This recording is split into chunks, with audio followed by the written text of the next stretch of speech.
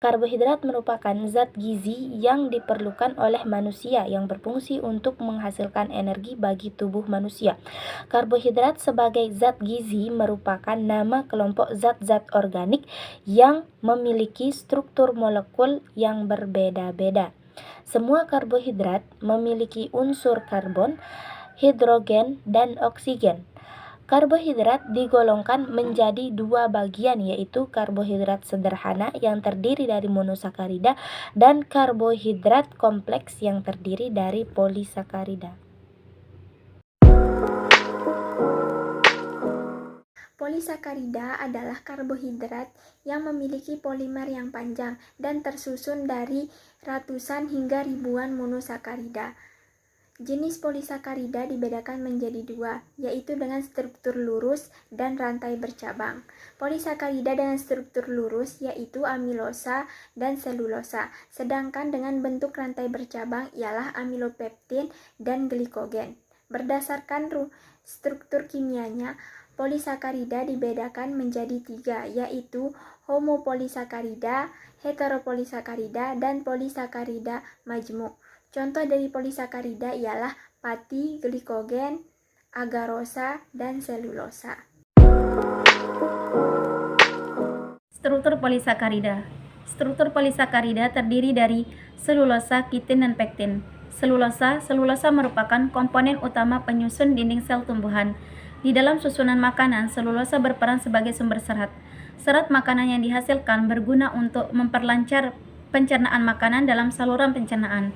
Ikatan glikosidik selulosa berbeda dengan pati, yaitu monomer selulosa seluruhnya terdapat dalam konfigurasi beta.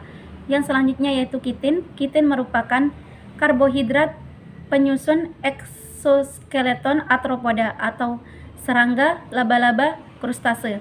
Kitin terdiri atas monomer glukosa dengan cabang yang mengandung nitrogen. Dan yang terakhir yaitu pektin.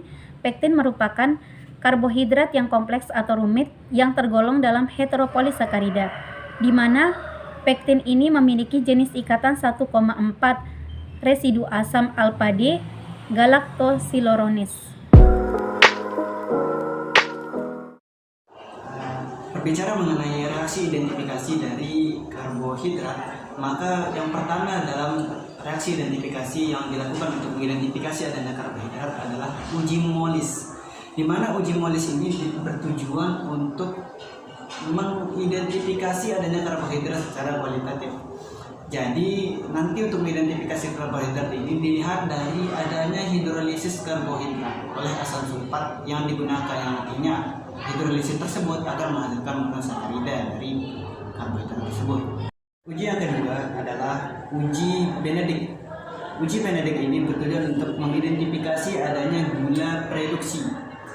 Apakah itu gula reduksi? Gula reduksi adalah gula yang dapat mengalami reaksi hidrolisis dan nantinya akan menghasilkan setidaknya 2 buah molekul monosakarida.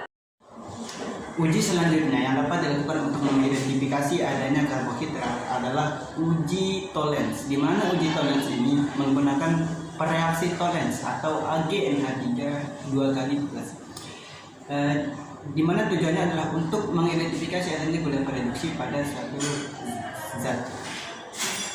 Sehingga ketika karbohidrat teridentifikasi, maka akan terbentuk endapan cincin perak. Hal ini terjadi karena gula reduksi bereaksi dengan Ag+ atau ion perak pada reaksi Tollens tersebut, dan hasilnya akan menghasilkan endapan perak.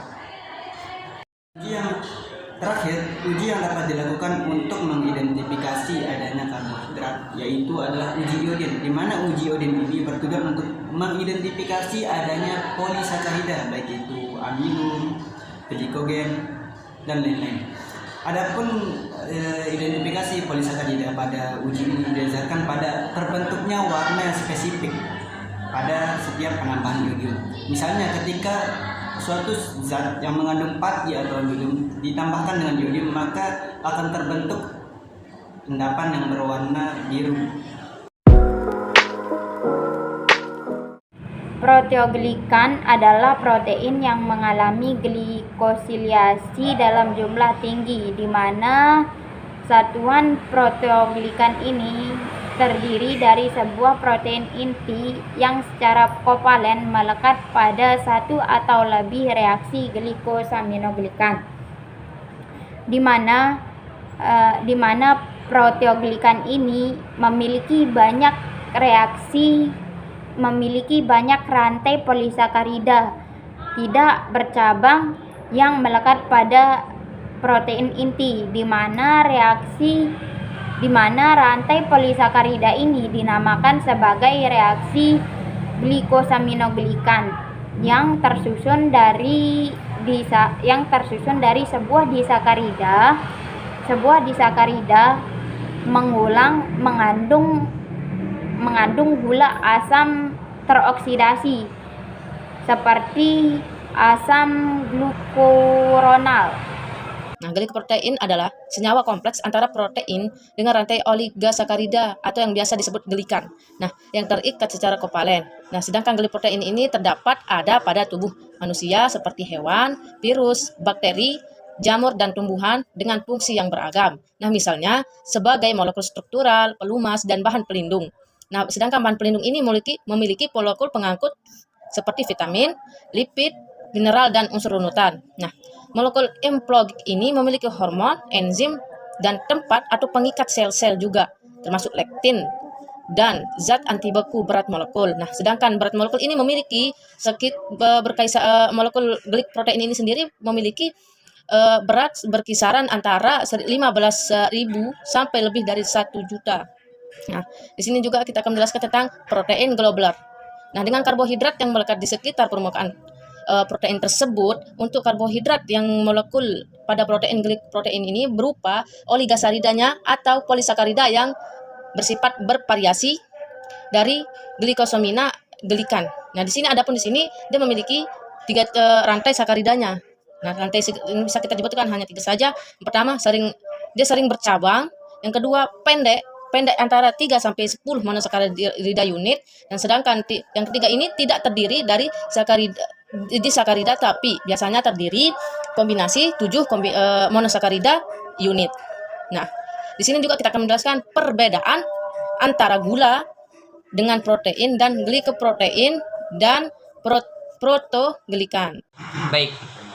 Lektin dalam bahasa Inggris adalah protein yang mengikat sel tubuh pada glikoprotein dan glikolipid yang terekspresi pada permukaan sel, khususnya pada molekul glukosa, dan memiliki kemampuan untuk membuat sel tersebut menggumpal. Kemudian, lektin berperan sebagai penanda biologis pada tingkat seluler maupun molekular. Sebagai contoh, beberapa virus menggunakan lektin untuk menempelkan membran selnya pada organisme inangnya saat proses infeksi terjadi.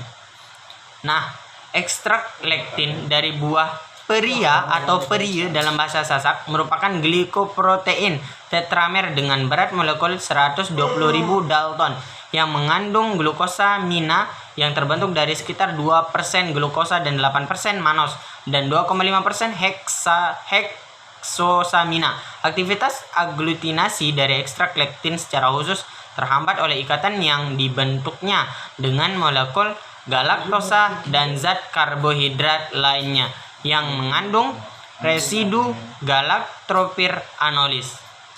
Kemudian ekstrak lektin peria juga tengah dipelajari kegunaannya untuk pengobatan tumor.